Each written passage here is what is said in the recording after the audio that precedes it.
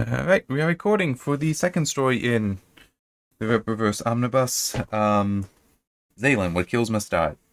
Written by Chuck Dixon. Joe Bennett is artist, Fabio Jensen inker, Marcos Martins colorist, and yeah, I'm pretty sure that's the same list of the people, the smaller block that I mentioned before.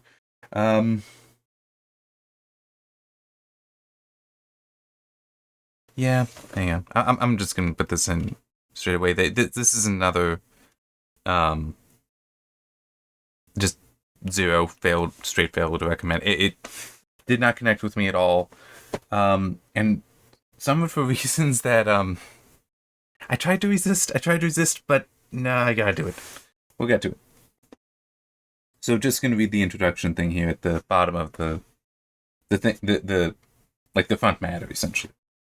The universe is vast and filled with an infinite number of life forms.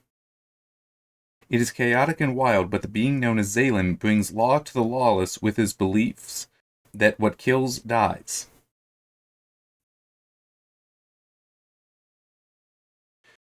That's a problem, seeing as how a very, very, very great deal of nature kills in order to survive. Anything that's a predator, for example. I mean, hell, even plants can do that. And I don't just mean the carnivorous ones, but I can believe that there are some that kill incidentally or accidentally with just killing bacteria and such. So it's like, where's the limits? It's a nonsense statement. I'm sorry, it is. And the fact that the story itself is named Zalen, What Kills Must Die, it's like, this is so stupid. In a way, though, it kind of aligns with other aspects of Zalen. And this is part of the reason why I put it as just straight not recommend failure to recommend is I don't care about it. I feel no connection to him. Some of how he's being talked about here and some of his actions, he's an asshole. I'll get to that, but let me finish reading this. He's the sworn protector of the magnitude of space and is driven by a mystery that evades even him. That one I actually didn't even think about, but it's like, is driven by a mystery that evades even him. So what? I mean, nothing that has actually been set up here would indicate that mysteries wouldn't evade him. It's like, he's a sworn protector of the magnitude of space. It's like, okay, so he's strong, he's powerful. That doesn't mean he's intelligent. That doesn't mean he knows everything such that there wouldn't be a mystery. I mean, and is driven by a mystery. That's it. Just cut off. Don't need that evades even. That's irrelevant. It's a mystery. He obviously, if it wasn't a mystery, then he would know it already. I mean, by calling it a mystery, we already know he doesn't know. Zalen and his crew. Okay, there's more people here. All right, we'll get to that. And his crew are about to discover an even greater threat to all that lives. All right, fine, whatever. I mean, get a letter again, like at the start of Norfolka. This one by Chuck Dixon because he's the original writer. Well, he's the one who actually wrote this. Eric July is just editor-in-chief of the company. And it's kind of interesting, and as I was reading it, it did worry me a little bit, and I'll explain why. But first, just it explains how Chuck Dixon, he figures when he was about 12 or so, a family in his neighborhood moved away, and one of the kids in that was told, yeah, you can't bring that. So he gave Chuck a big box of books that had a lot of science fiction. He figures about 50 books with authors such as Frederick Paul, Jeremy Bixby, Arthur C. Clarke, and that before the end of the summer he had read it all. Then continues on that he found that he much preferred the sci-fi of the 50s and 60s and the 70s and 80s, which this... I'm trying to think of the best way to put it. I can't think of a better way to put it. This did concern me a little bit because I definitely have a love for science fiction, but I get technical, and I'm not sure if those eras are necessarily very technical. So it's like, it was just one of those, do I need to be worried that what I'm about to get here lacks the technical strength that I enjoy, that I prefer, in part because Chuck Dixon just really, really loves the science fiction of an era that wasn't so needed, that wasn't so important. And to help, it's actually a lousy way to contextualize it, but I'll still try to use it. If you look at the Star Trek, the original series of Star Trek, which was 60s, late 60s, the science fiction there is sometimes all over the place, which I will defend it as far as, well, it was made to be a television show.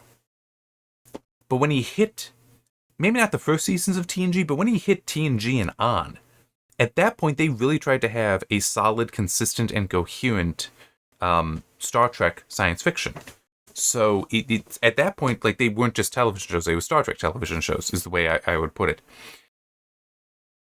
So it's like, yeah, I'm not so, I don't know. But I will also grant, I don't know. I mean, I think I've at least heard those names. I know I've heard Arthur C. Clarke. I don't think I've read anything of his. But still, it's like, it was just one of those.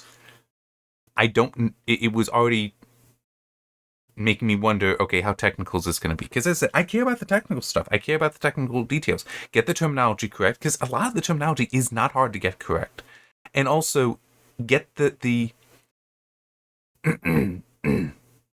the references correct and the consequences of those references correct. And so, well, yeah, I'll get to it, but there's actually one thing where it's like, I don't like it. It technically is fine with the science fiction, but I don't like it for the storytelling aspects to it. So we'll get to that, but there's some other stuff first. So it opens up with seeing people beings on a planet, trying to drink what water they can because it's very little, and it explains that basically there is at least one species. They're organic species. We also see robots later. That just, how to put it? It's actually on the next page. Space-going scum who would sell a planet's lifeblood to the highest bidder and damn the consequences. It's like, how can they sell it? I think you could just straight up say they just steal it. You don't need to say that they're selling it; that they steal it. Nothing wrong with it. I don't know why we're complicating it a little bit there. But has basically just stolen the water, because it says here, the formula for life is simple: carbon, hydrogen, certain acids, and water. With it, planets thrive. Without it, they die. The most prescient element in creation. Okay, right there, it's like, no, water's not an element, it's a compound, okay? And this is one of the things I mean by, get the terminology correct, okay? Carbon and nitrogen, those are elements. Sorry, carbon and hydrogen are elements. But there's also another thing, is that water is freaking common, okay? It's legitimately one of the more common compounds in the universe. Because it's hydrogen, very common, and oxygen, not as common, but there's still a lot of it out there. I mean, it's just, yes, a planet would have the highest density of it, so if you're going to get it, it makes sense to get it from there, but it's not like you have to go to planets that support life to find it. No, it's going to be everywhere. So, yeah, I don't know, it annoys me a little bit. It annoys me a little bit to just have this, like, oh yeah, we of course have to steal the water because it's all important. It's like, water's everywhere. Plus, there's the whole water cycles. So, I mean, technically you could have a planet that would so overdevelop that you would then need additional water to stay on the planet to support its population. But if you're talking about, hey, we'll just take the water from somewhere else, then why not take the people and put them somewhere else that has water?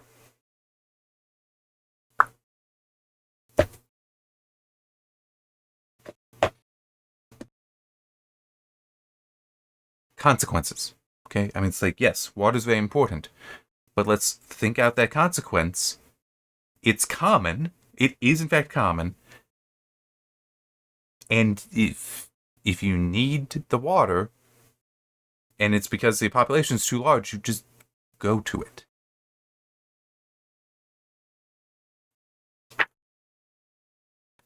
You could set it up differently, though. It could just be that it's a resource people want, so you steal it. Done. We don't need this other stuff. Being the most prescient element. It's not the most prescient element in creation. It's not. It's not an element. And it's also, it's potentially not even... we do speculate that I think it's ammonia, can also be used in some cases. It's like we only know about life on Earth, which, yes, heavily dependent on water. What do we also have a shit ton of? Like many, many, many metric shit tons of water. And also, to help put this in context, so part of the water cycle and the atmosphere cycles, by the way, is the tectonic plates of the Earth, okay? So there is not just... So a lot of atmosphere is actually down in the mantle, dissolved in there. So at a volcanic eruption, it comes out because it's not... When you have the eruption, a bunch of gases that are dissolved in the magma are now released. It's also the case for water, such that I actually saw this once many years ago, and then I saw it again a few years ago, it being mentioned. They actually found, because you can figure out what is dissolved where in the mantle by looking at the vibrations that travel through the Earth, what kind of like a sonar or a sonogram, when earthquakes happen. And they found that, there's a huge amount of dissolved water just under North America. And by huge, the number I remember was 4 times the amount of water on Earth's surface. Water is common. It's common. And remember, that's water we're not even using. So it is. All you have to do is just allow, because it even has here like a ship. It's just got these beams going out to a big ass ball of ice that apparently is just, they pick the water up, put it there, and now it's frozen like that. I'm not actually sure how well that would necessarily work. It could. I don't know how likely it is for water in space to form into a single ice ball versus just being like a mist of ice shards that could still hang together but not necessarily form together. I guess the way to put it would this be ice or like a snowball where each snowflake is pressed against each other and they're locked together, but they're technically all separate things? I'm not sure. I could see being either, but still, it's like the thing is orders of magnitude larger than the ship. It's only got like 4 beams that are just gonna use as tethers to pull. So it's like, what are we even talking about here? It's like, why not say you can get out of the mantle? I know I'm getting overly technical here because it's annoyed me enough that I'm this happens. But yeah, so you have this species and it's worldless, which is another thing that annoys me. And it's basically that Zalen's like, well, they're thieves. I'm gonna kill them all. I mean, okay, yeah, they seem bad. But I mean, he's an asshole. Okay, he definitely is. That's my impression of him. But he's also worldless. It's like, no, they're not. How could they be worldless? They had to have evolved on a world. What happened to that world? Was the world destroyed? Was it conquered such that they can't go back? I don't know. Why don't you give us that? As opposed to them just being random space nomads that have no apparent origin.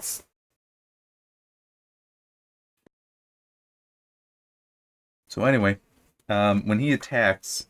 But yeah, I should mention the artwork. The artwork is actually pretty nice. But I will say that when he attacks the ship, because he can fly through space... I'm willing to ignore that one, by the way.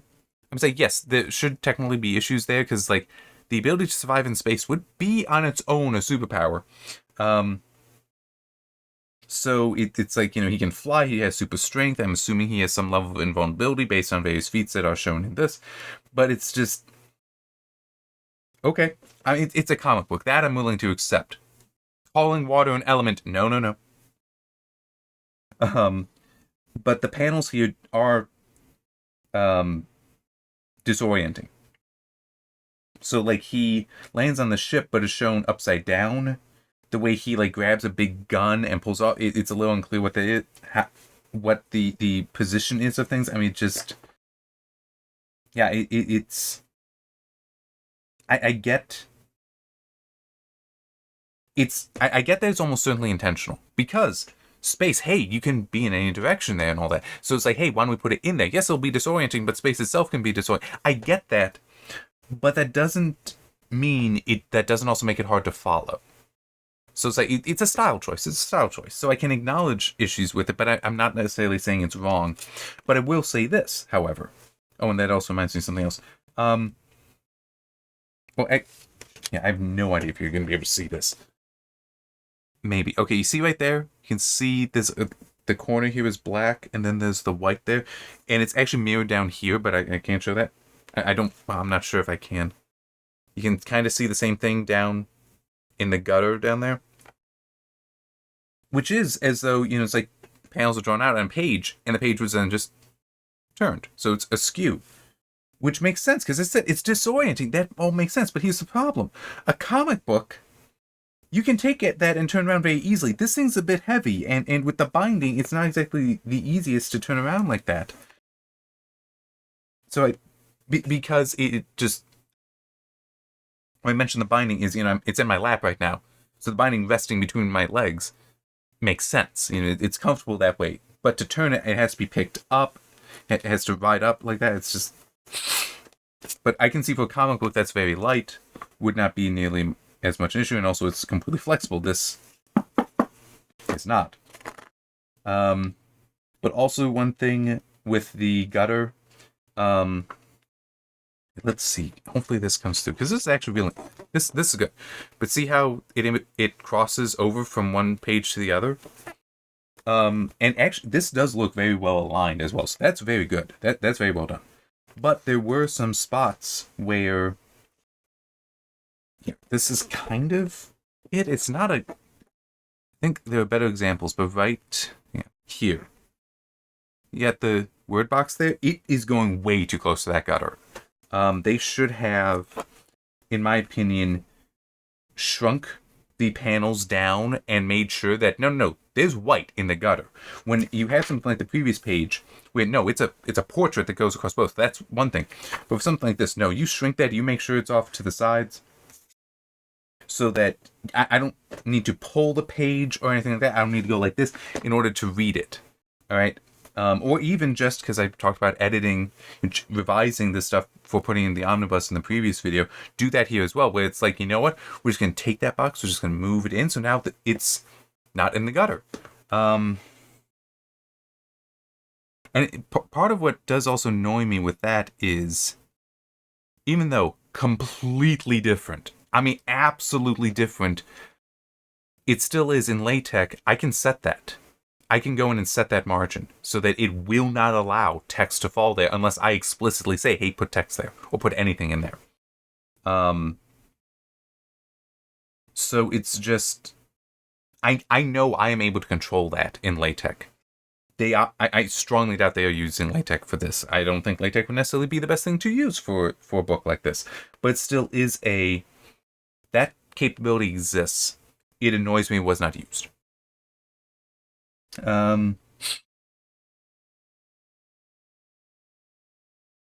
Okay, and here, let me read this page. So he's destroyed the ship with these worldless thieves. And now the big ass ice ball is breaking up and falling back on the planet. So often order cannot be so easily restored. The actions of these vermin has brought death and suffering to this moon. So apparently it's a moon that, whatever. It will be millennia before the ecosystem rights itself, if ever. I have done what I can. And this is actually a different character, not Zalen talking. Zalen, are we done here? Yes, Tala, all's as it should be, as it was. No, it's not. And even she calls it out. That is not precisely true, is it? The abrupt return of this planet's water will cause catastrophic flooding in... I am aware of the consequences of my actions, Tala. Yeah, you're aware of the consequences and you don't give a shit. No, I mean, legitimately, that is his character here. He just does this stuff. He might be aware of the consequences, but he acts with zero responsibility. So yeah, I'm just going to do what I want to do. I don't care what the impacts are. It's like, hey, those are bad guys. I'm going to kill them. It's like, okay, what happens to all the water now? It's going to wipe out life on that planet, on the moon there. that you were trying to protect by doing this. Like, I don't care.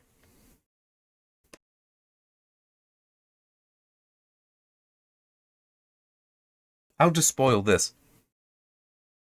At least within this story, there's no redemption for him. He continues to be an asshole like this. Just selfish, and it's just...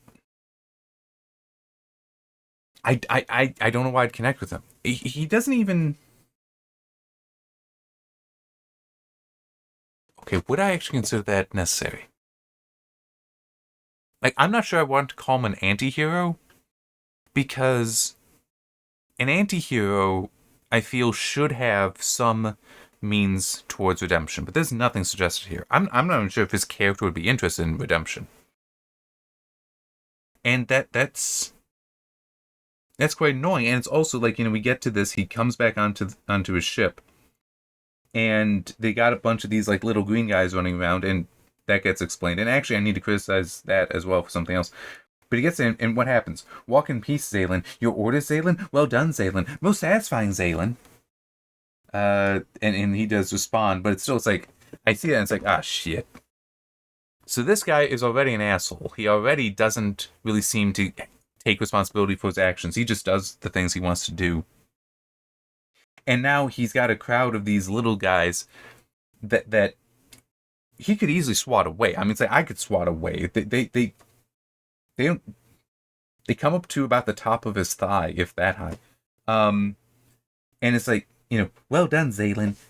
Most satisfactory, Zalen. And there's other stuff like this as well, where they are completely just brown-nosing him, essentially. And it's like, oh, great. So we've got a bunch of people here that he is always going to be around because they're on the ship, who are just praising him all the time. His ego is going to be massive. I do not like this character, because it is being so strongly set up that he, not only is he not really a good guy, why would he change? He has all this reinforcement to remain who and what he is. Now, there are two people here. Tala, who I already read some stuff, and Bong, apparently, who...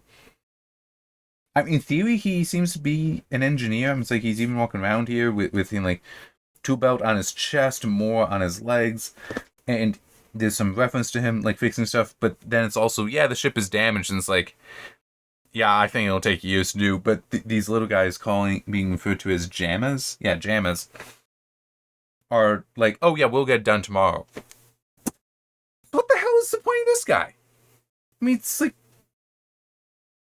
it would be like, fine, you got Geordie, that's awesome, but you've also got about 100 tiny Scotties running around fixing the ship. I mean, it's... I don't really get this. And it's like, so what is his purpose? Aside from just being a voice of reason. Again, he just does not care. Because, like, there's concern that the ship, part of it isn't quite functional, so they got a big fish guy that apparently just lives in a bubble of water, and is capable of computations necessary for traveling faster than light. Sort of, I'll get to that. It's like, well, tell Solos, that's his name, to double check his calculations for the time being. But boss, there's wake me one way at midpoint. So apparently you go like halfway when you're traveling this way, and then you do that. Or maybe it's just at the midpoint, some things can be changed. Anyway, while still in this hyperspace kind of thing. And then he just leaves. His efforts drain him so he could have stayed conscious a minute longer. I mean, it's just... He doesn't care. He's a leader that doesn't care. And I even wrote in here, I'm not entirely sure where I put it, though. Just lots of notes. He's completely set up for a mutiny. It's like, I don't know why anyone here would respect him. It's like, yeah, he's powerful, but he's irresponsible. Like, I mean... It would make some sense here if it was someone else in control. And it's like, yeah, you're just the guy we send on missions, but you're not the one leading anything. You don't choose the missions. Somebody else does. Yeah, so then apparently the hyperspace here is instead of, like, well, the hyperdrive, doesn't put you in hyperspace, it puts you into void. They're aiming to the galactic center north, which that's the orders that Zalen gave, and it's like, why? Ow. Yeah, he will tell us more at midpoint. It's like, okay. I mean, it just, he should not be the one leading. When he's asleep, he apparently dreams of the Okay. Yeah, I don't really like that style. Anyway, he dreams of his home world, which we get some more on later, and anyway, but it's, seems to be full of life, lush, plenty of things flying around. Seems so nice, and we get some red text here that's apparently from a computer that floats around and is talking to him in his sleep, I guess. Not introduced to you, it's just there. But it talks about how, yeah, he wants to go back there. Okay, fine. That seems nice and all. While they're traveling, they receive a transmission from this general dude who's like, hey, I need Zalen. There's a very important mission. We do find out a little bit more about that later on. We also get the explanation that this is not Zalen's ship. Those little green guys, the Jammas, no, it's their ship. Apparently they just rescued them at one point, so it's like, oh, and thanks, we will, ferry you around on our ship. And, I mean, true, that explains why they're more competent at maintaining the ship than anyone else, but it is, again, the whole, this dude's an asshole. I mean, that is taking advantage of them. At least how this is set up. Hang on, because it's like Tala even has it. If you adjusted the tolerances just when trying to get the transmission coming, we know what to do. This was our ship, I mean, it's just, they don't have respect. It was your ship until Zalen rescued you from that event horizon. Now, Tala, we are technically yes.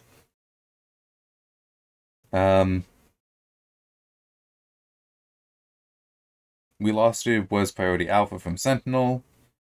Urgency has little meaning in the void. We get there when we get there, which, I mean, it's like, I get that as far as the whole, we're traveling faster than light. We entered hyperspace. I mean, it's fine we heard from them, but it's like, it doesn't really matter until we exit. And it's like, if you're in here for a set amount of time, it's like, it doesn't matter. We'll get there when we get there. And I understand that. That makes some sense.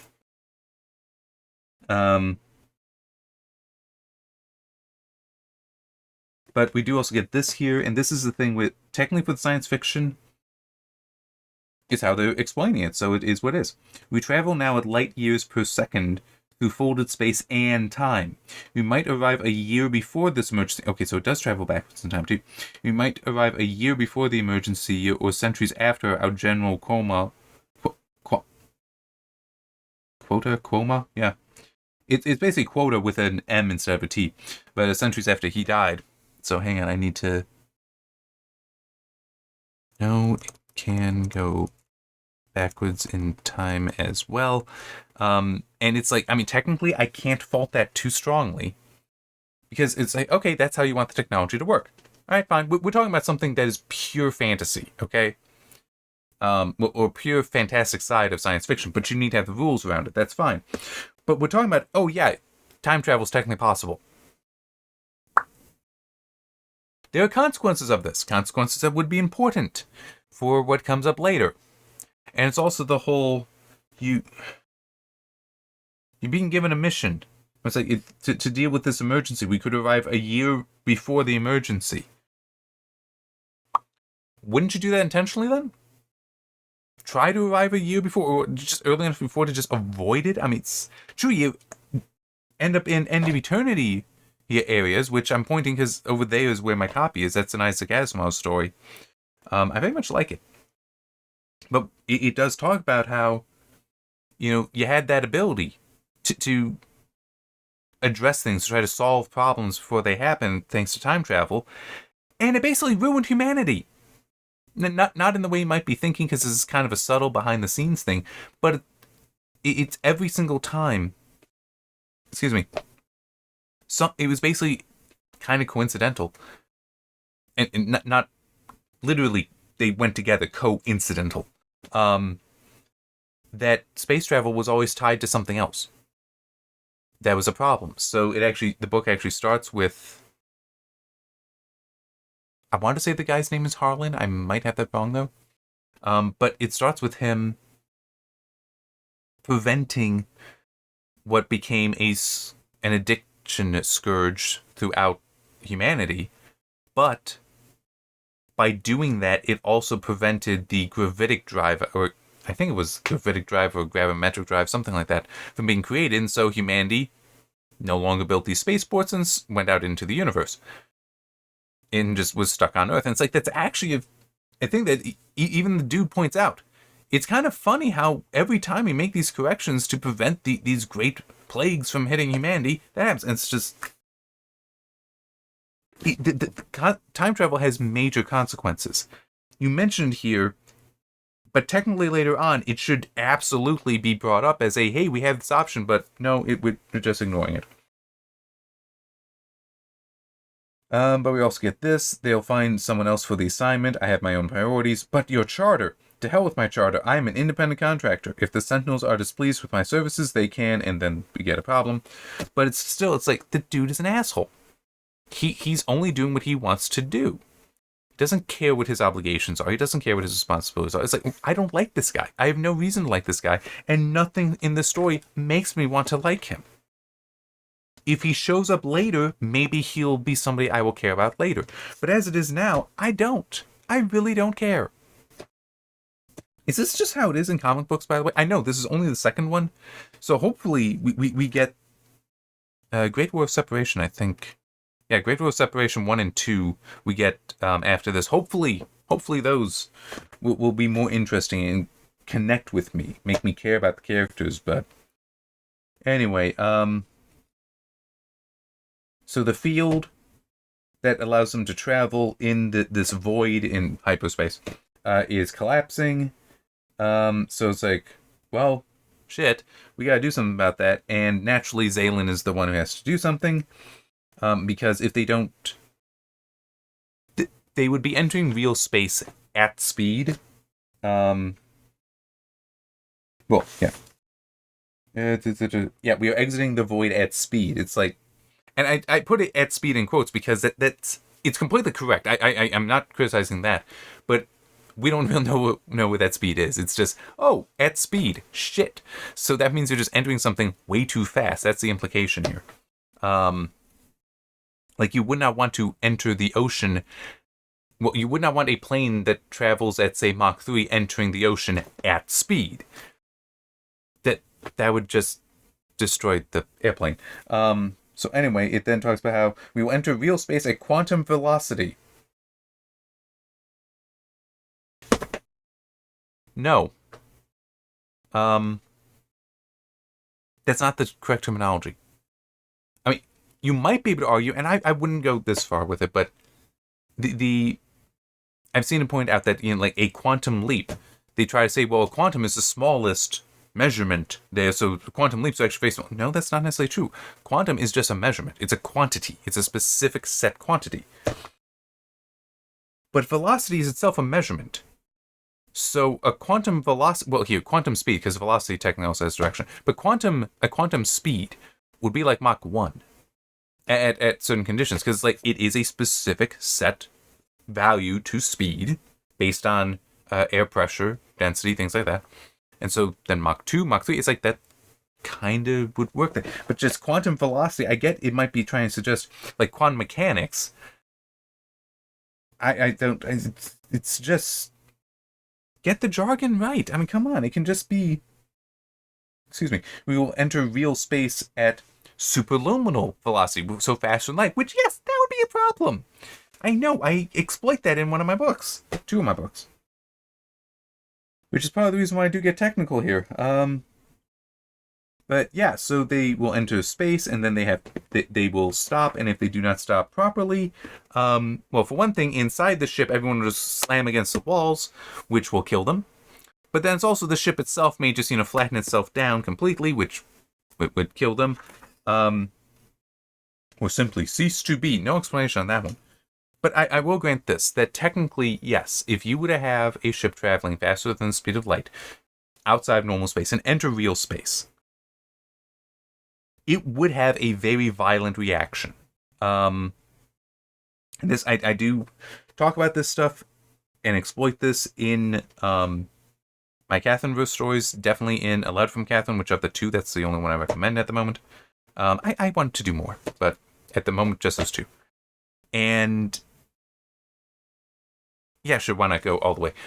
So there's this phenomenon called Cherenkov radiation that is when an object is traveling faster than the speed of light. That will happen when it encounters light. Now, let me explain that, because some people might be thinking, wait, nothing travels faster than the speed of light. That is partially true, if you finish the sentence. Nothing travels faster than the speed of light in a vacuum. And even then, there's technically some exceptions to that, but by and large, no. Nothing can travel faster than the speed of light in a vacuum.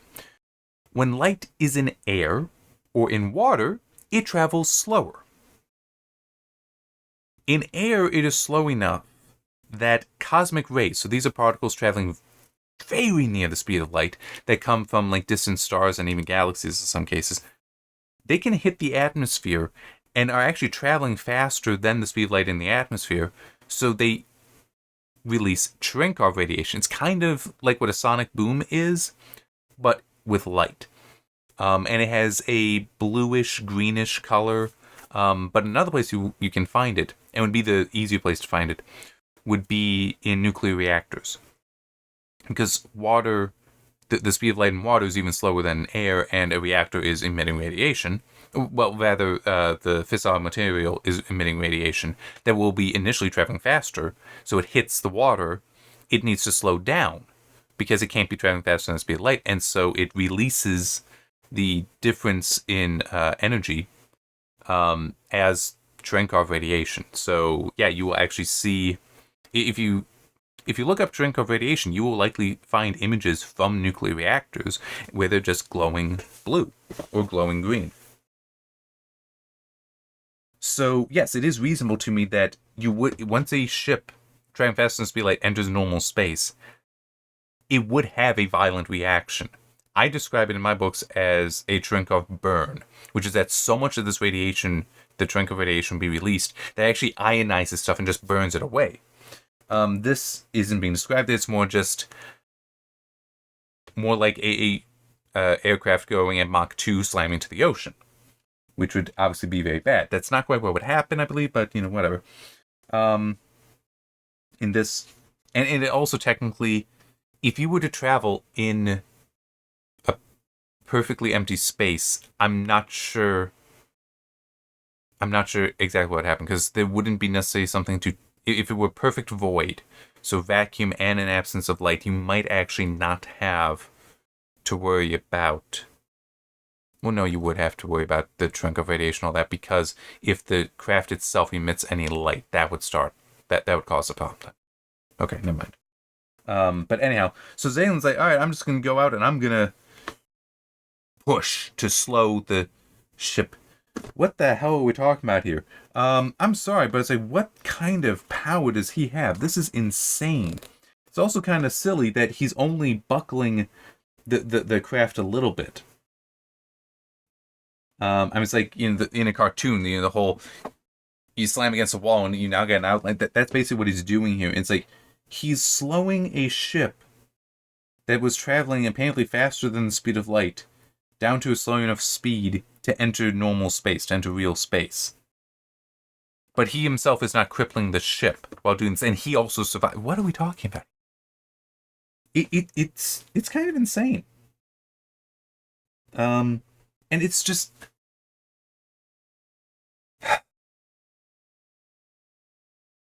it is me being overly technical, okay? I must acknowledge that. This kind of thing I would not be so overly technical with if I were actually finding the character interesting, if I was finding the story interesting. But this, I don't. So I'm going to start getting at the details. And it's like the suspension of disbelief is exhausted. But it's also, I'm all that stands between life and oblivion. I will not let that happen. I have lost too much. It's like, yeah, sure, whatever. I fine. it sounds so generic, though. We'll get to some explanation eventually. I know that, but this is my thinking while I was reading. It's like, yeah, but this is still kind of generic. I'm not sure how much I really care. Yeah, anyway, so they do that. They get out. And it's like, okay, where are we? When are we? Because that's a question, too. But before that can be answered, we get these things attacking. Okay, which have mouths there, teeth, whole bunch of tongues. I mean, they're kind of ugly. And they start attacking the ship, trying to eat it. And, they can... we try shooting them. It's like, no, they're absorbing the pulse energy. Eventually we get an explanation for what they are and where they came from, and it's stupid. And to be fair, I'm probably one of the people out there that would be the most critical of it. Here, let me see if I can find it. Extremophiles living off pockets of hydrogen and carbon they find in the vacuum. They consume the ship if we let them. No, they won't. So, in a letter from Catherine, technically this is a little bit of a spoiler, but whatever, I'll go with it. I'll share it. The main character in that, Roman, encounters a life form that does live in interstellar space. But it's kind of a bacteria type thing, or amoeba. And it survives in interstellar space on very little radiation and will just consume what matter it encounters, like water, because they would find that there, along with dust and just gases, and that's fine. But they'd be very simple. You would not have a complex organism like this, because you lack gravity for one thing. But it's like there'd be no better. Why would you need teeth? Why would you need teeth? And I even describing that what they actually do is they absorb radiation for energy, but they also release it. So they use that for propulsion, but they also use it to break down molecules that they can't otherwise... Like, if they can't break down water. Well, if they can't digest water, I should say. They will use this to break it apart into hydrogen and oxygen and then consume those particles if that's what they can work with. Because that makes sense. Why would you have teeth here? It's like hydrogen and carbon... living off pockets of hydrogen and carbon they find in the vacuum. Which... It's not going to be like rocks, okay? We're talking dust. You don't need big-ass teeth for that. I'm sorry, but I actually thought out how creatures like this may exist. And it wouldn't be this. There's also, I don't know why it's depicting it as being... So, fine, absorbs the pulse energy. The problem there is... And I actually do have them. In that they are in my story, they are very resilient. It's not that they're immune to the energy, though. It's just, or that they absorb it. It's that they are resilient. Because, we live in this all the time. We eat it. So it's... I don't know, I just feel like it's... Oh, of course, a species that to our knowledge has never encountered a ship like this before. Of course, it's interested in trying to eat metal. It's used to eating hydrogen and carbon, but no, it now will eat metal. That tastes good to it. And, this specific version of energy that's meant to attack ships made of metal. It's like, oh, yummy, give that to...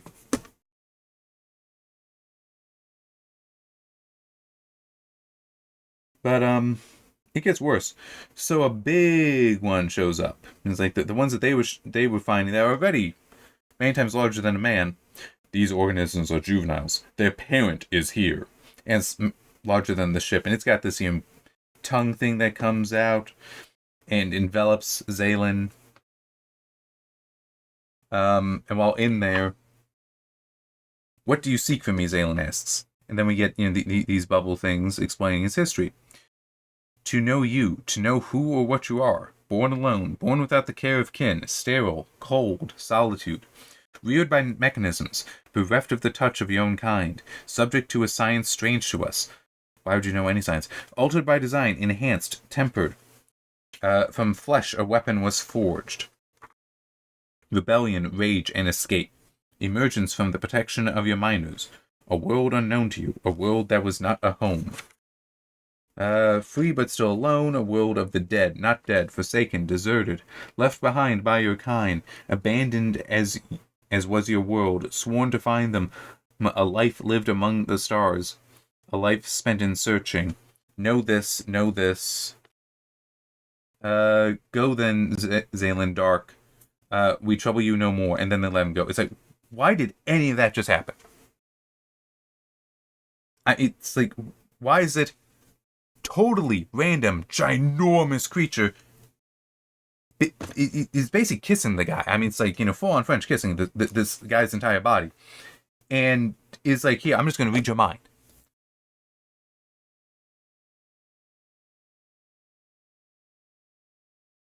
Why? I was like, Vulcans. Mind meld. Because there's other Vulcans there. So all their brain patterns are kind of sort of aligned. They can do that. And they can then also work with other species. Not all. Some they can't mind meld with, as I recall. But it's like humans are not sufficiently different that they can't do it. I don't know if they've ever mind melded with a Klingon.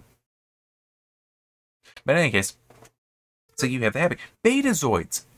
Telepathic. With range. Vulcans, kind of, sort of, but not often. But it's like Betazoids. They're with a species. The whole species is like this. Why they have mouths that can speak, I don't know. That one's technically a good question. But they can do that. And it works well enough with other species. If they are not too different. Like Ferengi are technically immune to it. At least as far as the specific reading of minds, as I recall. It's been a while since I've seen that episode, though. You can still, they can still sense the emotions, but they can't just full-on read their minds. But it's still like, okay, that makes some sense. And then similar thing. There is nothing similar between this behemoth and Zalen. And yet it's not only capable of reading Zalen's mind, but it's like, well, this is what I want to do. Why? What is the motivation to do so? And I know that sounds like a stupid question. Like, what is the... I watched Galaxy Quest not that long ago. It's like, find the motivation for the rock. It's like, it's a rock. It doesn't have motivation. That's a fair point. Rocks, you would not think have motivation. But by the way, it actually does in Galaxy Quest. It's in a delayed scene. It hates vibrations. So when it's towards the end of the movie Galaxy Quest, when it's out in space, it's like, it's quiet. So it's actually very happy there. But that was its motivation. But it's irrelevant. It's a rock monster. Within the story. But it's like this. It has to have motivation for what it's doing. And we don't... It's not told to us. It's not shared with us. I was like, why is it not just getting this information? Then it's like, yeah, and what are you going to do with this? Well, I like knowing this before I eat before I eat things. But it's also, again, hydrogen and carbon? Nah, I eat people now.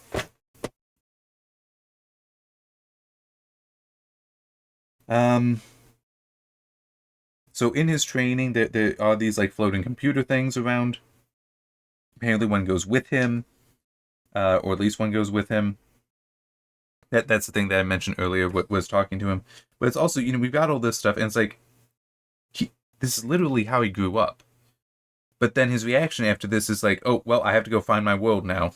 And I know where it is now. It's like, dude, you were at least a young adult when you apparently left the planet. You've always known where your home was. Why are you acting as though you don't know? I mean, this isn't he was picked up and then transported and found and, awoke somewhere else, so he has no, it's literally, he's on the planet. Then he's in space traveling. How the hell he's traveling in space fast enough to then encounter another, anything that would take him anywhere is ludicrous, because, I'm assuming he does not travel at faster than light speeds. And maybe he does. That's not been established. That's not been indicated. So it's just like, what? But still, it's like it is unreasonable. He intentionally left his planet. So he always knows where it is. I guess in theory, it's now he knows the name, but it still is. This creature that's probing his mind is doing just that. It's probing his mind. He already has all this information there. All you might be able to claim is that, well, now he has the motivation to go there. But it still is... There's no indication of his motivation changing. He's always wanted to know what his history is. That was indicated earlier. And now it's like, well, now I'm actually going to go and try to find out. It's like, why didn't you do that 10 minutes ago? So he goes to the big fish thing that's their navigator, swims in there, and they're talking, because apparently they're both the last of their species. Zalen has no memory of his species, but it's like, yeah, I know I'm the last one. It's like, we don't know that. But the Solas creature is like, yeah, okay, yeah, I can take you home. And Zalen's like, hey, we had 2 oceans there, so we can let you out and go swimming. Won't that be nice? Which, I mean, to be fair, he's stuck in a bubble all the time, and he's a big fish, so I can see that being desirable. But anyway, yeah, they go there, and they find that it's being attacked-ish. And basically, that there's robots that apparently just go from planet to planet, stripping it of all resources. So not very dissimilar from the worldless species earlier that he killed. And upon seeing this, he's like, all right, I'm going to eliminate all of them from the planet. Okay. But it also mentions that, it's like there's no longer any oceans there.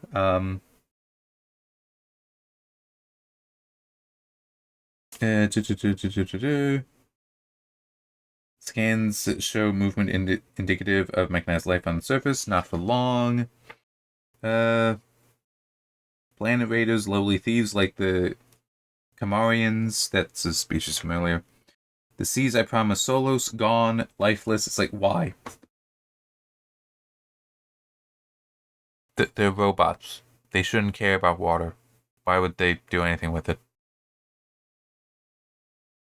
I mean, maybe they sold it because, like, hey, we don't care, we're doing other things, but it's the kind of sort of suggestion here, it's to support, all to continue the existence of soulless machines. Well, yeah, the planet gutted, raped. All to continue the existence of soulless machines to support their mockery of life at the expense of a verdant world. So this is literally a mechanical life form doing what it needs to do to replicate. Why would it? It would avoid water if it's a problem. If it needs water, it's going to use it. But it's just this is. It doesn't really follow logic that the water is gone. Unless it was sold. Like somebody else took it. They just stay there and took it. But it's like, that's not the indication. But it's also, though he's all pissed because, like, I promised the seeds and I wanted this in good condition. It's like, you were just talking so many pages ago, maybe a dozen pages ago, that because of how your fast and late travel works on this ship, you can end up going backwards in time. Go backwards in time.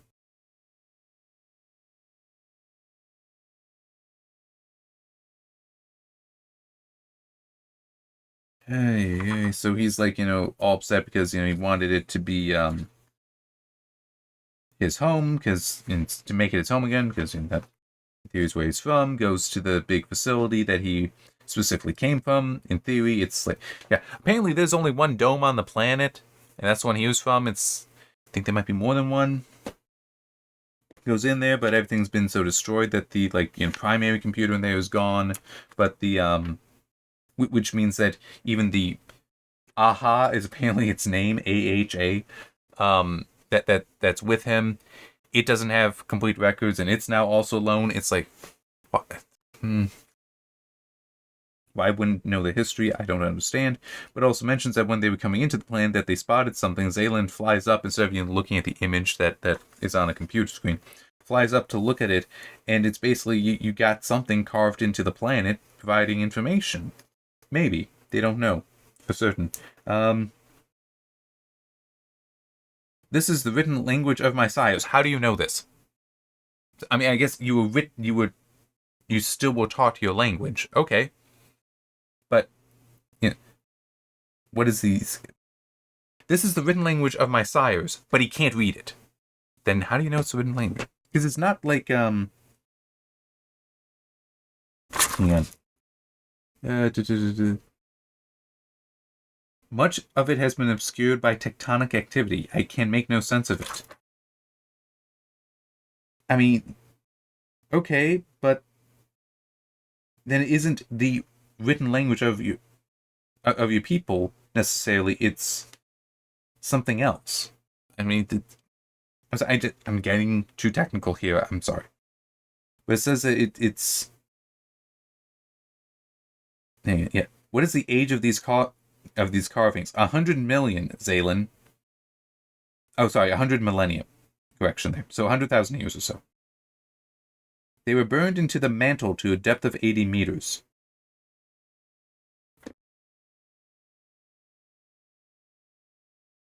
The mantle is kind of sort of plastic on geologic timescales. You know, I checked on that one to be certain, but yeah, on geologic timescales such as 100,000 years.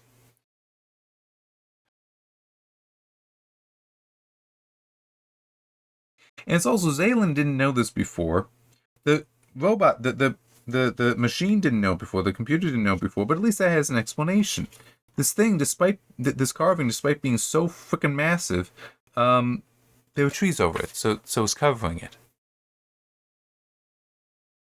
I'm not sure how accurate that is, but you know what? I'll accept it. I'll accept it. I still think this is kind of stupid. Yeah, what's this meant for me? Undetermined. Much of it has been obscured by tectonic activity. I can make no sense of it. I am recording it. We will decipher it later. It's like, it's already recorded. You literally just need to take a picture, and the dude was always showing it. That's done. Figure it out later. We don't come back to this before the end, by the way. And then it's, oh no, another ship is coming in. And it's like of considerable scale. And it's like, dudes, it's the size of the planet. What are you talking about? Why would you call it just considerable scale? So then Zalen's like, well, gotta deal with this, and plus it's most likely the he already killed some, at least, of the mechanized life on the planet. This is like the mothership, so he's got to destroy that. And how's he going to do that? Actually, something that's not quite how it works. He is going to circle the planet to gain speed. That's not really how a slingshot maneuver works. And that is something that, if you're going to use a slingshot maneuver in fiction, go right ahead, but please do the research on it first. I can't fault people for not knowing how it actually works, but I'm just trying to think what would... I don't necessarily feel like getting that. I'll grab this instead. Just flash drive. Right? So, from the point... If you are going like this around the planet, your speed is not changing, right? So there is no slingshot by just doing that. But if the planet is moving like this and you get into orbit of it, your orbit relative to the planet doesn't necessarily change. But if you break out, you do pick up the speed of the planet then, so that can slingshot you like that. So it is, there's that aspect. Because you enter into orbit, but then you are getting carried along by the planet. So relative to the planet, you might not be moving more. But relative to the sun, for example, you're now potentially going faster. If I remember correctly, that's part of how that works. Which would mean then that if you want to go this way, and if you try a slingshot and the planet is moving that way, but you want a slingshot in that direction, that's actually going to slow you down. Want to go with the planet. So there's that can work to accelerate you. And by the way, slingshot maneuvers are kind of crazy. Because I think it's the Ulysses probe. I don't remember, but we wanted it in a polar orbit of the sun, okay? Which means that instead of, typically you'd expect the orbit to go like this, assuming that the thing rotates like this, you try to go in the direction of the rotation. Polar orbit is no, you go between the poles like that. So we want this satellite to be in a polar orbit of the sun that's over there. So what do? We shoot it in that direction. Yeah, we actually aimed it at Jupiter. And the reason why is because we aimed it not just at Jupiter, but we aimed a little bit below. So what happened was it would go underneath, get caught in the gravity of Jupiter, and then get slung up around. So it actually just went up like that and then came down to orbit, enter a polar orbit of the sun. I think the name of it was Ulysses. You know what? I'll try to quickly look it up. Because it's neat. solar mission.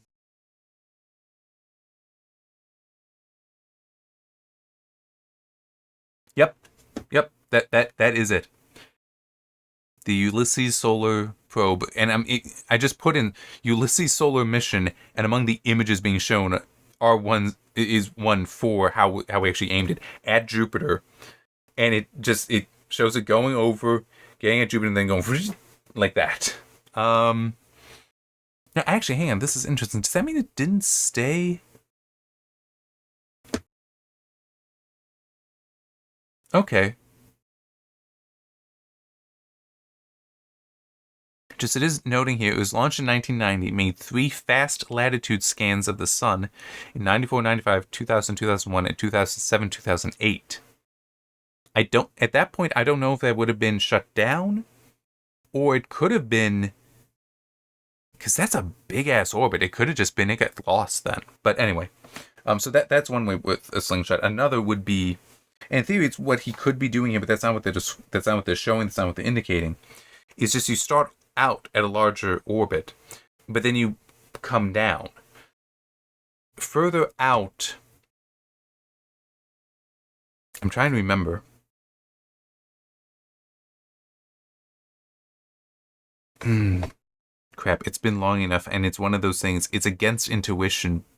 I think it is against intuition, but I'm trying to remember. It's like your speed actually increases the further you go out. Yeah, for an orbit, higher speeds, you'll be further away. But the distance you're traveling is so much greater that you'll still end up being slower as far as completing the circuit. But like the actual terrestrial speed, if you map it down, is higher. So Zalen would want to, for this, like, be really far out and then just whip in to accelerate using gravity to increase your speed as you get closer, and then smash through the thing. It's like, okay, yeah, that's fine, we can do that. That's not what the indication is, because you're going out. It's like a very elliptical orbit, essentially. That's not the indication here. It is, Zalen's using the planet's gravitational field to surge speed. His inertial energy and mass will increase by magnitudes. Not actually. Not for what they're showing here, because, I mean, it's literally showing here. He's just going a circle. And I guess a way to put it, so field lines. This is why I get technical, because I know some of this stuff.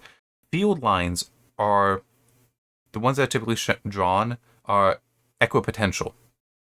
Meaning that if it's a magnetic field line or a gravitational field line, that line, the energy of the field is constant along that line.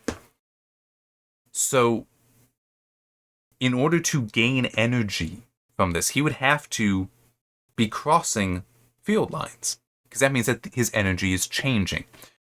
So by going what looks like he's just following the path one line, so no, he's not gaining any energy from the gravitational field. He's barely even interacting with the gravitational field, because he's just riding the line. 2-degree quantum locking, which is, it's not a levitation system, but it is. I mean, we're already past an hour. So you can take, it's not all superconductors, it's only certain ones. I'll explain why. Some superconductors you can put on like a magnetic track, and they'll just like be fixed in a position relative to the track. And so then the track, you hit it, and it is basically just riding that equipotential line. But you can also grab it, and if it's like this, and here's the track, let's just say it's down here. You can grab it like this, and it'll just stay there like that. If you go like that, it will stay there like that. Like that, it'll stay there like that.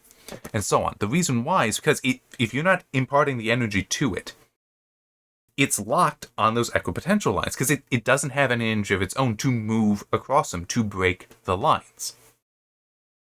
You can also look up magnetic reconnection, by the way, that also deals with the energy stored on these lines. It's a good way of visualizing it, even though the lines are virtual. They don't really exist, but anyway. What's going with the superconductors there for magnetic locking, quantum locking, is these are not pure superconductors. It is superconducting material, but it has impurities in it that, because the superconductor is actually not magnetic. Not on its own. At least, superconductivity is weird. For a lot of materials, no, there's no magnetism to them. And if the magnetism can destroy superconductivity. But it can have particles, it can have imperfections, dopants in there that are magnetic. That just, they're there, and the way they interact with the rest of the material helps bring about superconductivity, but, well, they are paramagnetic, they are not ferromagnetic. So they react to magnetic fields, and magnetic fields can pass through them, so they have magnetic permittivity. But it's not like they are producing their own magnetic field. That would interfere with the superconductivity. Anyway, with the quantum locking, as I recall, and I'm really hoping I'm remembering this correctly, what's happening there is these dopants, these imperfections that the magnetic field can permeate through, because of how low the permittivity is for the superconductors. Superconductors, in this case, are not magnetic. I think there are some exceptions to that, but they're not common. They're not commonly used. It forces all the magnetic field lines to pass through that one spot. So now you have a bunch of energy bound up in one spot for the one dopant there, and then another dopant here, another here, another. It's like you have a tangle, a bunch of threads running between my fingers, right? That on its own can be kind of wishy-washy. But then imagine that you have rings that pull it down to very small points at specific positions. If that's taut now, those points don't want to move. And that's kind of what's happening in the quantum locking, if I'm remembering correctly. The magnetic field lines are just going through there and are being so focused there that they actually, in order to move the thing at all, the lines, the equipotential lines, the magnetic field lines would have to snap and go to another.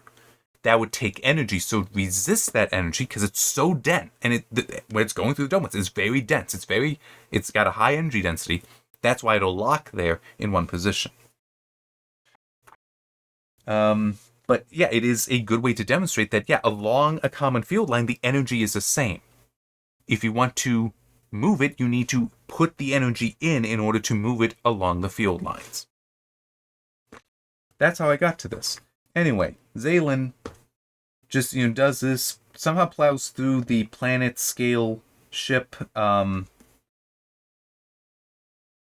got no idea on that one, when you actually think about it. And that occurred to me even then. It's like, okay, so he's going really fast, but it's still, we're talking about a planet scale ship. Sure, it's not solid like a planet is, but it's a bunch of metal, probably very strong metal, and he's just going poof, poof, poof, poof, and not getting stopped in the middle. I mean, and true, even going a third of the way through, he's still going to do a hell of a lot of damage. But he goes all the way through it. What kind of power scale is this guy on? Ay. So it tires him. They wake him. And now suddenly he's on, like, a resort planet. And it's like, what?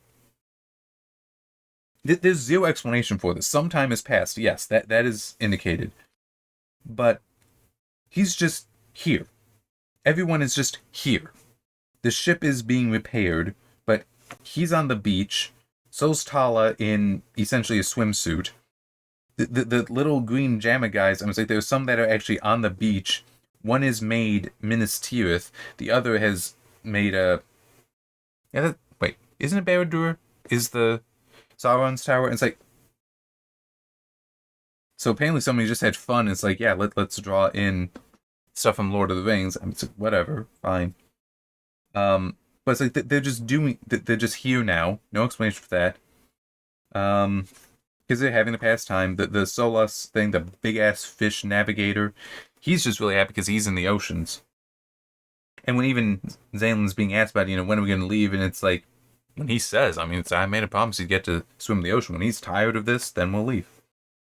And that's when, finally, that the message comes through from the general. Talking about how a dangerous entity has escaped from incarceration on Limbo 11. Yiti-Hey-They-Za has been detected in an area of restricted space.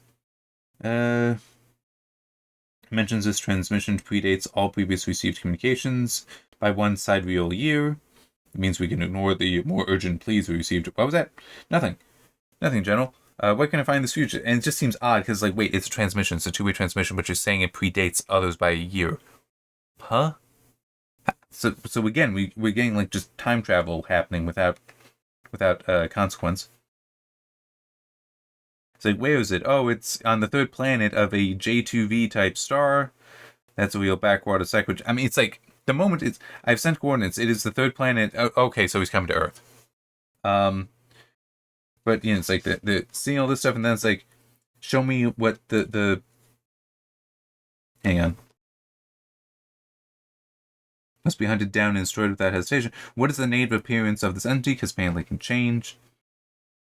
Here is a member of subject XX9 species in its natural state, and it's like Gogs, mercy, people passing out, wanting to throw up, some actually throwing up and all that, and it's like, but we don't see this, and I'm just guessing it's the thing normally looks like a human, that's why I went to Earth. But it's like, I mean, obviously, he's coming to Earth for this. I mean, I don't care. He seems like an asshole. That it's like, okay, yeah, sure, he's powerful, I guess in that way I care, but it's just some of my unhappiness with it is also it's the second book. I don't have any context for any of this. So, well, it's the second story in the omnibus. And it's like, all I really know is he appears to be powerful, but I've got no one else to judge what his power is like. Maybe he's stronger than the suitor guy from before. What was his name? Solicio from Norfolka. So he might be more powerful than that.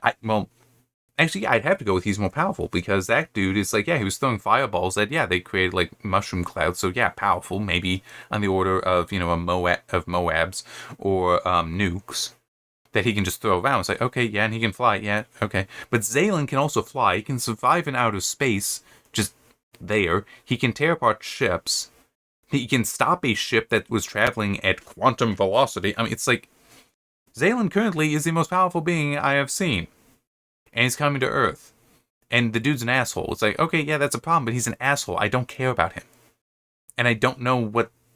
I mean, in theory, he may come, just get that one guy, and then go. But it's also... the whole, what kills must die. It's like, dude, the majority of life, that's how it lives.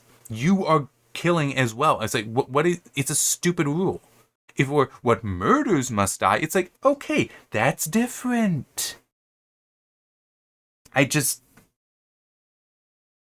what kills must die just sounds so pretentious to me, and I find that annoying. Zalen is just an asshole. He's a jerk. He takes no responsibility for his actions. He understands his consequences to his actions. He has said as much, but he doesn't care. He gets his memory probed, witnesses this, and it's like, oh, yeah, now I'm going to go back home. It's like, if it was already in your memory, and you were a young adult, what it shows, he was a young adult when he left. He always knew how to get back home. He just never did until now. Why? What is his motivation to go now? That's not given. It's as though he didn't have these memories. But he's a young adult. You'd have to explain how he lost his memories. That's not the case here. I mean, it's just...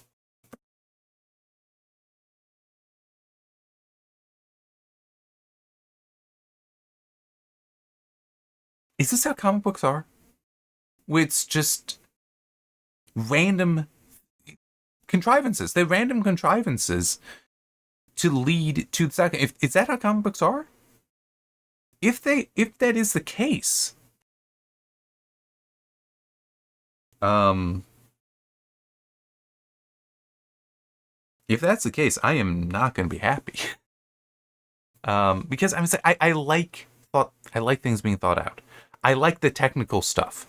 I like there being the understanding to it all. The motivations make sense. They're present. Everything is explained. Or at least has reasonable explanations there. I don't feel like that's the case at all thus far.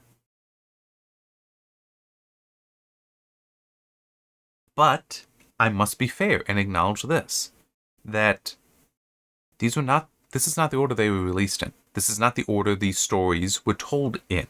This is the order that they're presented in the omnibus. So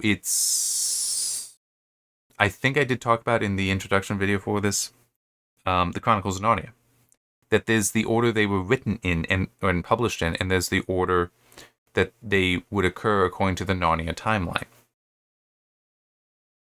And those are very different, and there are consequences by going to the Narnia timeline instead of the published timeline. Such that I would say, yes, you should read those first in the publishing timeline, not the Narnia timeline. Read the Narnia timeline second. Because with the Narnia timeline, things like the nature of the wardrobe in The Lion, the Witch, and the Wardrobe, the first book published, the nature of that gets explained in The Magician's Nephew, the first book in the Narnia timeline. Also, the origin of the White Witch is explained. And some other things. You get all these explanations that are kind of disruptive when you get to reading The Lion, the Witch, and the Wardrobe. So really, that should be read first, so that you avoid, so that you still have the mystery there, you still have the magic there, and then the explanation comes later. And to be fair, I mean, it's like the whole, wouldn't you have a problem with, the whole, the wardrobe is just, it's like, no, because it's magic. It's a fantasy story. But it's like, that's what it does. But it's also, it takes the children, nope, I can't remember the names well enough. It takes them to a single spot in Narnia. It's not like, oh, it takes them to this world or that world. It takes them to this part of Narnia, that part. No, it's one specific spot in Narnia that the wardrobe lets you out into. Okay, so it is just a portal. I'm okay with that, because that's still ruled. This was feeling like, like with the time travel thing, it's like, oh, apparently you can just travel through time. That can't happen, at least accidentally. Why can't it be intentional? That's kind of important. That should be investigated. What are the consequences? The wardrobe is a no. You go in here, you come out here. It doesn't change. So it's like, okay, that's settled then. There's not additional consequences. It's just you can enter another world. Got it. So it's like the rules satisfy any desire for additional technical questions in Narnia. Not in this. Not in this. So yeah, it just...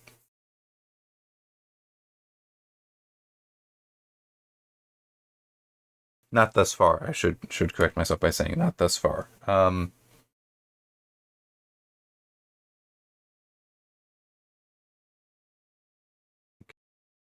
So we got Great War of Separation 1 and 2 next, which, because it was actually set on Earth, I could believe that I will have fewer complaints there, fewer criticisms there like this, because it by its nature should be, because there's less you having to make up. Like if you're on Earth, you can't expect, okay, Earth works certain ways. There's certain expectations there, and if you're going to deviate from them, you have to explain that. But then it is also the first book written was Isom, and that's how much later? Yeah, Great War of Separation 1 and 2. Salvage PI, gooding the polymath, and then we get to Isom. So hopefully it's written such that it makes sense, it's coherent, but I don't know, because they weren't published in the order they're in the omnibus, and it doesn't appear there was an effort to make sure they are consistent and coherent across it. We saw that in Norfolka. This, I will grant, technically, this is timeless compared to Earth. I got no idea. This could be, he's coming to Earth and is going to be here 50 years, from modern time, or this could be a century prior, or it could be today. It's totally irrelevant. Well, I shouldn't say irrelevant. It is timeless in that there's nothing to connect us to a specific time at that. And also his travel there may move him forward and back in time. It's totally not a concern. So at least is that. Whereas Norfolka, no, you're showing us stuff that's like, no, you're saying it's modern time, but it's also we know time passes. That's supposed to be generations.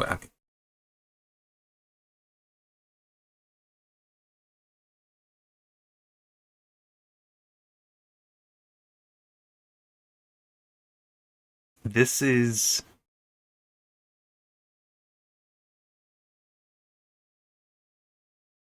disappointing me thus far. Thus far. Very important to say thus far. This is how much I've read. This is how much there is still to go. Thus far, I'm disappointed because I don't have any sense of what's going on yet. I don't really have an interest in what's going on yet either. I don't feel any connection to anyone yet.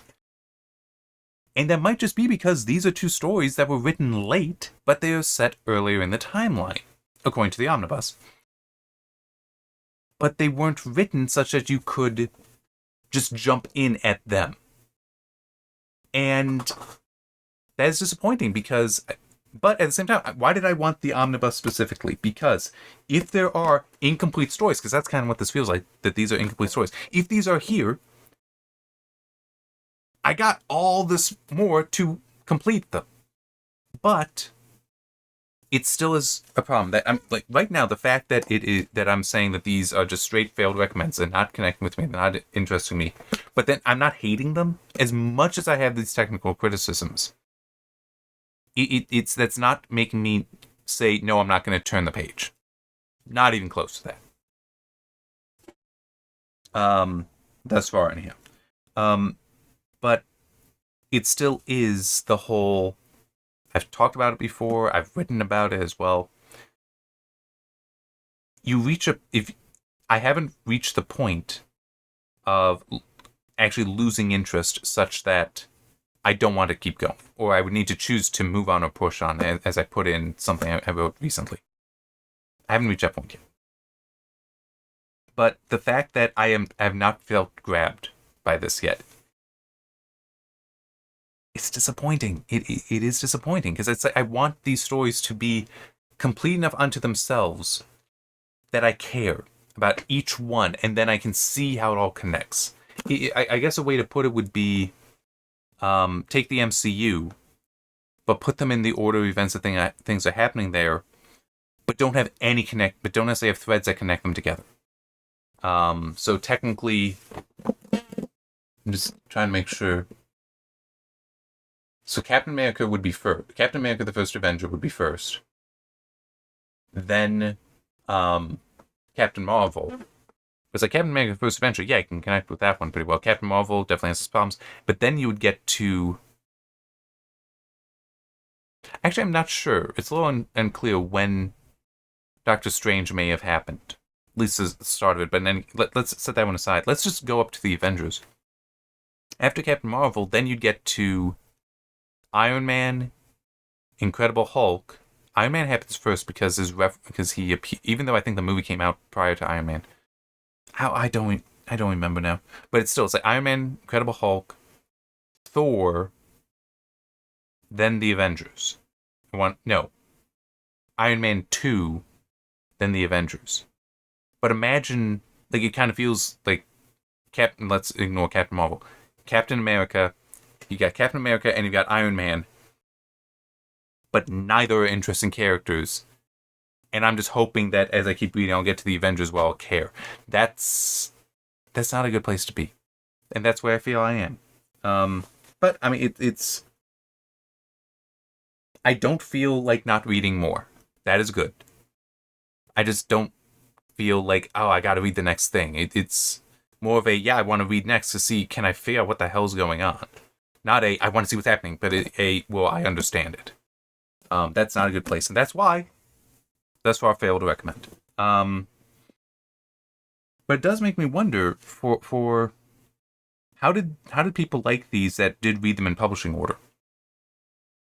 Like when you read Zalen and you've read all the stuff that was written before, where you're like, oh yeah, finally, we get this information. It's like, oh, I understand this reference and that reference and that reference. Oh, this was it like that for people? And same thing with Norfolka. At least that it was even saying that yes, they two characters from that connect to Norfolka were in Ice on One. It's just like brief cameos. It's like, okay, that's neat. So it's like, oh, we're finally getting that. It's like, but I read Norfolk and it's like, I don't care. I don't really know these characters. I don't know why I care about this character. It felt kind of generic as a story. I mean, just, I know I am not really tying everything that I'm trying to say together very well. I'm not being the most coherent here because it's just it doesn't feel that coherent what I'm reading, at least from one book to the next, from one story to the next, and it's disappointing. I would edit the hell out of this shit, okay? If these were my stories, and I'm finally putting them together in Omnibus such that it's to be coherent, and I know each one is available on its own. I am making Omnibus versions, okay? I'm doing Omnibus edits on this to make sure it is a continuous timeline there, so it makes sense. Not in the differences between Narnia, the Narnia timeline, and the publishing timeline. Not like correcting that stuff. No. Just so that, because you can read either of those timelines with Chronicles of Narnia, and it makes sense, right? Like, things do line up across the 7 books. 7? Hang on. Is that 7 or is it... It's 7 or 9. Whatever. But, you know, like, just something to make sure that, like, Norfolka is... Hey, with the timeline, that makes sense. Zalen. No, actually, Zalen, I wouldn't change anything about that except for some of the language. Because, like, quantum velocity is what is that doesn't have to mean anything. It's like it would be things like that. But you know, maybe with some later stories, it'll be like that. But no, there should be some more substantive stuff. But it's like that. I would do that. I am really thinking I would do that because you may get an asshole like me buying this book. I don't mind calling myself an asshole. Where it's like, yeah, I've not read any of the other stuff. I don't know any of the other stuff. This is how I'm going to try to experience it because it's all here. So if I have a question here that gets answered here, I don't need to worry about, oh, if I only bought this, I'll never know the answer because it's over here and I didn't buy that. But it's still maybe constructed so I don't have to wait that long for the answer. Alright, that is enough. We're almost at an hour and a half. I hope I'll be able to focus down. Partly that'll depend on if I go technical again, where it's just I'm not having fun, I'm getting technical. When I start enjoying these, and so suspension of disbelief is more strongly in place, maybe the videos will end up being shorter. We'll see. It does also remind me of one other thing, because I look at the preview and I notice some stuff there.